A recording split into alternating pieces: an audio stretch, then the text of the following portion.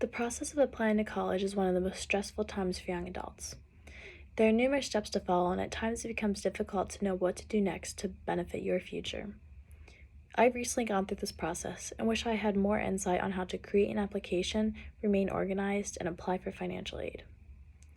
Now that I have had this firsthand experience, I want to share some tips so you can help yourself or even someone you know eliminate some stress during the application process. To begin, I want to talk about the application itself and ways to ensure that you complete it to your best benefit. There are two ways to fill out an application. The first being visiting your chosen university's website to fill out the application and submit all required documentation. The second is through a secondary source, which is one I used called Common App, which saves you hours. Common App allows you to choose multiple colleges to send the same information in essay to, so you only need to type it out once. If additional or specific information is required from a university, then Common App lists it on its website so that you'll be able to fill this out and the application in half the time. It is also important to gather additional data beforehand to include in your application, such as letters of recommendation, resumes, transcripts, and whatever else is required. It is also important that you include a well thought out and written essay following one of the prompts listed on the application. According to the article supplied by Yale Undergraduate Admissions Committee titled Advice on Putting Together Your Application, your admissions essay is much less stressful than many believe it is. Admissions committees regarding any school want to read a piece that shows your personality on a topic that matters to you. They don't want to read a piece where it's evident that you attempted to use large, impressive vocabulary. Instead, they want to read a piece from your perspective to learn who you are as a potential student. So don't stress from your essay. Write from your heart about a topic you are passionate about, and it will become evident in your piece.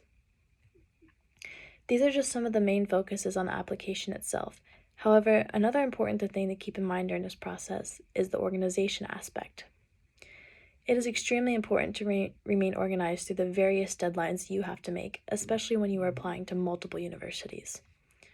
The deadlines for each university vary, and it is essential to keep in mind several dates, such as the early action deadline, regular action deadline, college decisions, scholarships, honors applications, housing deadlines, and so on. For example, you may research the deadline for a certain college, and Google gives you the date for their regular action. However, because of this, you miss the early action deadline and do not get to reap the benefits of an early action student.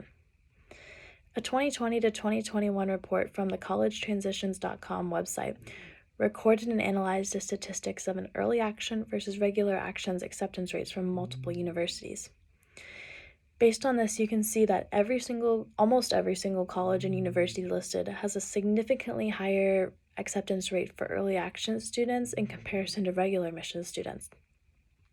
For example, a state university such as University of Miami accepts 41% of early action applicants compared to the 22% of their regular admissions applicants. Looking at an Ivy League school such as Cornell, they accept 24 of their early action applicants compared to only 9% of their regular admissions. With this, unfortunately, if you miss the deadline, there is no going back. Lastly, I want to address the different forms of financial aid and how you can make sure to pay the least amount possible. Everyone knows that college is extremely expensive and can leave you in debt for many years even after you graduate. Thankfully, there are multiple ways to save money through your applied colleges and even outside sources. The first thing you want to do is fill out the free application for federal student aid, otherwise known as FAFSA, in order to obtain money from the government and your chosen universities based on your independency or dependent parental income. This form is used by almost every single university, and filling out just once can save you money from multiple universities up to thousands of dollars.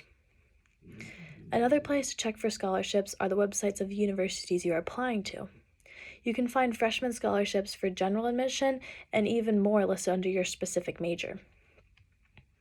Finally, once you fill out the FAFSA and applied for all the scholarships from your university, you can begin searching for external websites, such as from local businesses, foundations, and other online websites.